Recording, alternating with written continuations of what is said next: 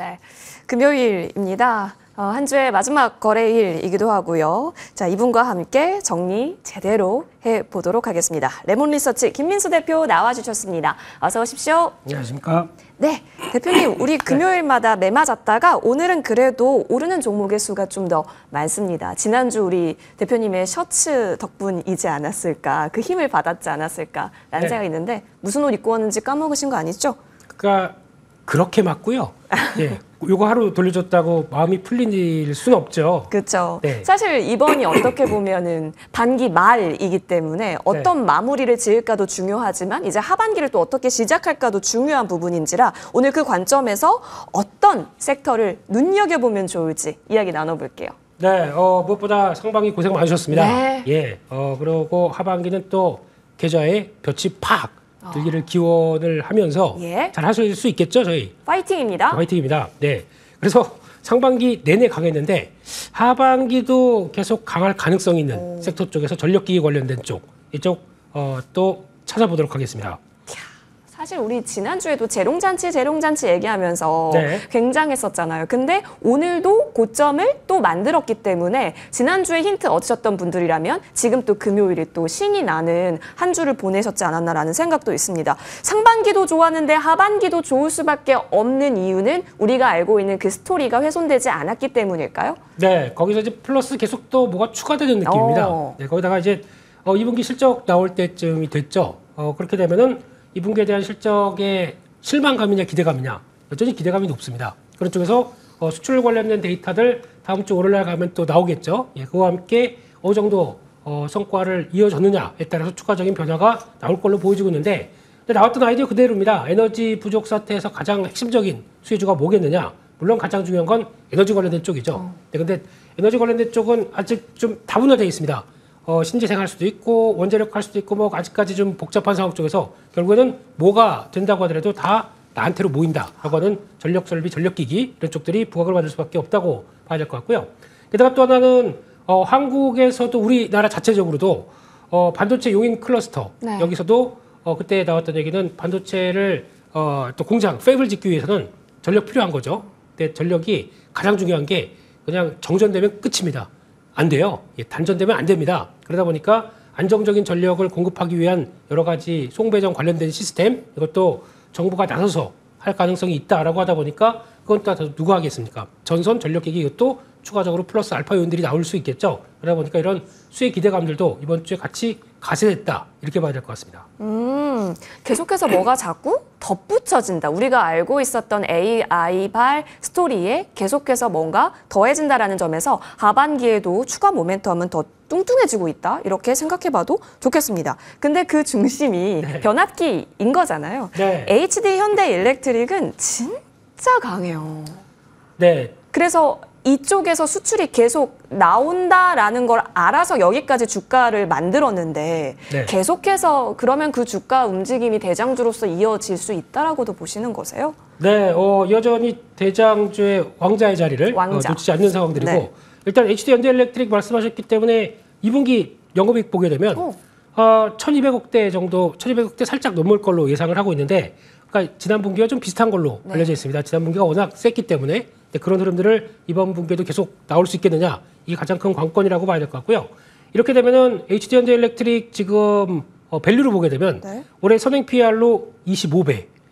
이게 싸다고 보긴 좀 힘들어요. 네, 그럼에도 불구하고 이런 실적 성장이 쭉 나오는 부분들을 앞으로 또 내년, 내후년까지 나오는 부분들이 여전히 우상향이다. 그러면은 이 정도까지 줘도 정당하다라고 바라볼 수 있는 부분들이겠죠. 근데 여기서 이번에 실적 발표 얘기가 나오셨으니까 말씀을 드리는데 근데 거기서 이제 실적이 저희가 알고 있는 것만큼 그것이 흔들리느냐 이게 제일 중요하겠죠. 그쵸. 근데 그거에 해상운이 몰랐던 부분들 이게 얼만큼 실적 관련된 부분들을 좀 까먹느냐라는 부분들이 제일 중요할 것 같은데 그런 쪽에서 그럼에도 불구하고 실적을 계속 우상향으로 보여준다라고 하게 되면 더 그보다 더 좋은 실적이었다는 쪽으로 해석을 할 수가 있겠죠. 네, 그래서 아마 이런 부분들의 좀 미묘한 변화들도 한번 좀 체크를 해야 될 것 같습니다. 네. 그렇죠. 워낙 이제 본업 쪽에 있어서는 문제가 없는 것을 확인했고 그럼 주가의 동력을 제기할 수 있을까 싶었던 쪽이 사실 이제 대선에 있어서의 변수일 수 있겠습니다. 네. 근데 오늘 보셨어요? 후보 토론회? 네, 오랜만에 우리 트럼프 형님도 뵙고 네. 예, 좀 환자스러우시더라고요. 우리 바이든 대통령님 감기 네네. 얼른 뚝 하셨으면 좋겠습니다. 그렇죠. 두 분의 건강을 기원드리면서. 그렇다면 사실 전력기기 쪽은 교집합 성격이지 않았나요? 그렇죠. 그래서 이번에 또 두 후보 간에 어떤 얘기가 나오느냐 네. 이거 가지고 또 오늘 많이 또 찾아봤지만 또 실제로 시장에서 그렇게 뭐 크게 변화는 없었습니다. 그러니까요. 예, 왜냐하면 1차 토론이니까요. 1차 토론 같은 경우는 일단 서로 탐색전이라고 하기에는 좀 원색적인 표현들이 많이 왔다 갔다 네네. 하더라고요. 저 영어는 맞는데 저거 좀 그 상대한테 그런 표현 써도 되나라는 정도의 단어들이 왔다 갔다 하더라고요. 뭐 저희가 영어를 잘 못해도 네. 그 정도 욕은 압니다. 예, 근데 그렇게 나오는데 관전 포인트는 뭐 신재생 에너지냐 아니면 또 뭐 화석 에너지냐 이런 쪽이 아니라 그래도 저희가 본다고 하게 되면 두 후보 간에 누가 됐든 간에 그래도 계속 추진할 것이다라고 하는 쪽은 인프라 투자 계속 확대할 거고 예, 거기다가 또 나오는 지금 에너지 부족 사태를 어떻게 해결할 것이냐 한 부분에 대해서는 거의 공감을 하고 있다라고 하게 되면 그에 따른 교집합되는 섹터가 바로 전력기기 전선 이쪽이기 때문에 계속 관심을 갖는 게 맞겠다라고 봐야 될 것 같고요. 게다가 또 AI가 또 바꾼 이제 데이터 센터 관련된 얘기들은 뭐 하도 많이 나오다 보니까 이제 그냥 그런가 보다라고 하면서 하나의 모멘텀이겠죠. 그래서 아마 이 부분이 미국에서 요즘 가장 많이 나오는 단어가 그거 같습니다. 특히 이런 전력기기 개통 쪽에서 사이클이 보통 저희가 알고 있게 되면 이제 5년, 6년 정도가 이제 일반적인 사이클이고 다시 사이클 산업이다 보니까 다시 가라앉고 이런 게 나오는데 오히려 이게 확대가 될 것이다. 이런 쪽도 한 번쯤 염두해야 될 것 같습니다. 네. 워낙 슈퍼사이클인데 그 강도가 더 세고 있다라는 점 저희 계속해서 지속 주목해 보겠습니다. 현재 동시호가 구간 지나고 있는 상황입니다. 우리 시장 마무리하고 오겠습니다.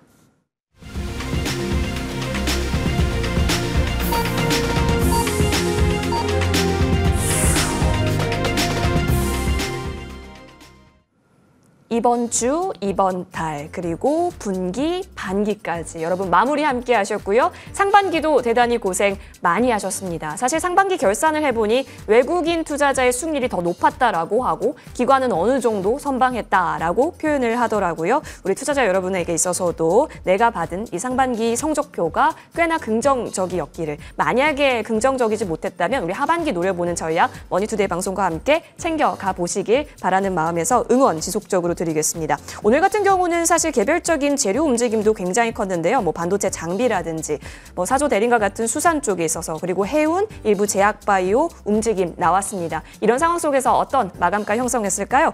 양대 시장은 플러스로 거래 마친 모습 굉장히 긍정적입니다. 13포인트 올라서요. 코스피 종합지수는 2,800선 목전에 둔 상황에서 거래에 마쳤습니다. 지금 강보합권이긴 하지만 빨간불로 거래 마쳤다라는 점 챙겨드리고 이어서 코스닥 쪽으로 넘어가 보시죠. 역시나 강보합권입니다. 그동안에 코스피가 오를 때 코스닥이 주춤했는데 오늘은 같이 색깔도 따라갑니다. 840선에서 거래 마쳤고 장중에 842선까지 터치가 나오기도 했었습니다. 수급적으로 특징 부분 찾아보겠습니다. 오늘 코스피의 상승은 금융투자 중심으로 기관이 많이 들어왔다라는 점에서 챙겨볼 수 있을 것 같은데요. 오늘 대형주 쪽 그리고 제조, 금융 쪽으로 오늘 기관 투자자가 많이 담았다라는 점 챙겨집니다. 이어서 코스닥 쪽으로 넘어가 보시겠습니다. 오늘 코스닥에서는 그래도 외국인이 좀 담았네요. 200억 원 넘게 찍혀 있는 상황입니다. 물량 자체가 크다라고는 보여지진 않지만 어쨌든 굉장히 그 코스닥 빨간불 전환에 있어서 톡톡한 영향을 주었다라고 보실 수 있겠습니다. 자, 이런 상황 속에서 저희 달러 원 환율 확인을 해보겠습니다. 사실 N달러가 오늘 흐름이 161엔까지 터치가 나왔죠. 지금 제가 지금 제가 보고 있는 쪽에서는 160엔으로 좀 내려와 있는 상황인데요. 달러 원 같은 경우는 장중에 달러 인덱스가 어느 정도 내려가게 되면서 일정 부분 많이 좀 내려갑니다. 9원 넘게 내렸네요. 1,376원 70전에서 거래 마친 모습도 확인되고 있습니다. 자, 이어서 시가총액 상입단 움직임도 같이 점검해 보시죠. 코스피 오늘 반도체 투톱은 좀 쉬어가는 흐름이었는데요. 뭐 낙폭이 크다라고는 보여지지 않습니다. LG에너지솔루션 여전히 52주 신저가의 움직임으로서 확인이 되고 있고요. 현대차가 오늘 시가 부근에서 52주 신고가를 기록을 했었는데요. 종가상을 1%대 밀린 모습에서 지금 30만 원 추격 움직임은 진행이 되고 있습니다. 이어서 기아도 1.67% 밀렸지만 고가권 움직임 계속 이어지고 있고요. 셀트리온 오늘 반등 3거래일 연속 내리다가 반등 시현합니다. KB금융 보합권이고요. 포스코홀딩스 같은 경우도 오늘 플러스를 키긴 했지만 52주 신저가 움직임 나오고 있습니다. 네이버 웹툰이 성공적으로 상장했다라고는 했으나 네이버도 지금 흐름은 계속해서 저가 라인대에서 움직이고 있죠. 오늘 0.91% 올라섰다라는 점 챙겨집니다. 코스닥 쪽으로 시선 이동해 보시죠. 에코프로 BM이 오늘 2.81% 올라갑니다. 트럼프 대통령 당선 시 2차 전지에 있어서는 지금 악영향이 우려된다라는 소식이 있지만 기술적 반등인 걸까요? 오늘장에 있어서 외국인 투자자가 가수급상 들어왔다라는 점 전해지고요. 알테오젠 쉬어가고 에코프로도 같이 반등 시현합니다. HLB가 이전 거래일에 10% 넘게 밀렸다가 오늘 또 한 번 추가 조정이 보여지는 상황 지금 지속적으로 체크가 되고요. 리노공업 플러스 보여지고 있는 상황. 삼천당 제약은 3% 가깝게 플러스권에서 거래 마친 모습도 같이 전해드리겠습니다. 자, 이렇게 쭉 시장 움직임 흐름 확인해 봤습니다. 상반기 어떻게 보면은 계속 그 반도체, 그리고 전력기기, 제약바이오, 조선, 화장품, 음식까지 결국에는 실적인 것 같은데요. 자, 그럼 하반기에도 우리는 실적에 더 민감하게 반응하면서 시장 봐야 될 것 같다는 생각도 드는데 하반기 워낙 변수들이 많아서요. 어떤 관점으로 오늘 상반기를 마무리해보면 좋을까요?